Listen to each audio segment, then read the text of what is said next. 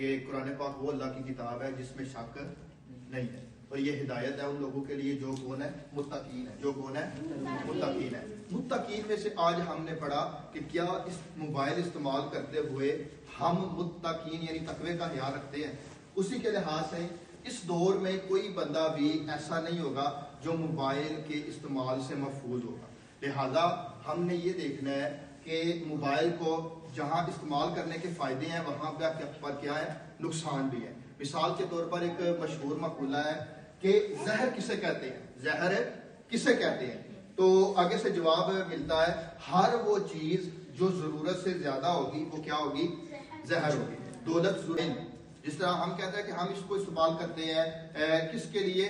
Time pass کے لیے، بعض ضرورت کے لیے بھی ہوتا ہے، لیکن یہ کیا ہے؟ ہم کو اس کو استعمال کرنا چاہیے ضرورت کے مطابق، نہ کہ موبائل کو ہمیں مثبت استعمال کرنا چاہیے۔ اور اس کے نقصان کیا ہے کہ ہر اس چیز تک انسان کی رسائی ہے جس کی اس کو ضرورت نہیں ہے۔ سب سے بڑا نقصان یہ ہے اس کا کہ انسان اپنا وقت ضائع کرتا ہے، انسان اپنی صحت کو ضائع کرتا ہے۔ اس کا اثر انسان کی صحت پر ہے، دماغ کو مختلف۔ جب کسی سے رابطہ کرنا ہو تو اس سے اجازت لے، اس سے کیا کرے؟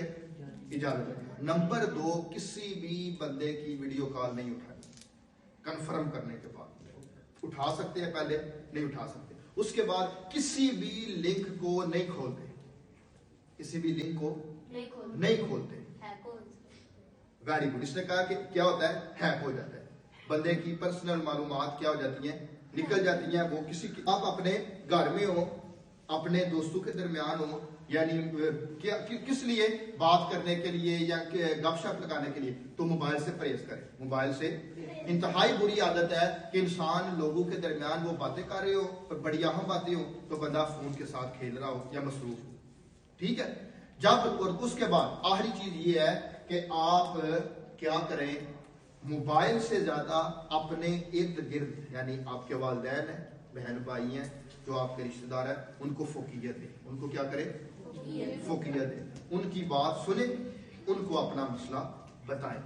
یہ خراب ہو جائے گا، مجھے دوسرا مل جائے گا، میں تیسرا خرید لوں گا، لیکن مجھے نہ میرے بہن بھائی دوبارہ ملیں گے، نہ ماں باپ دوبارہ ملیں گے۔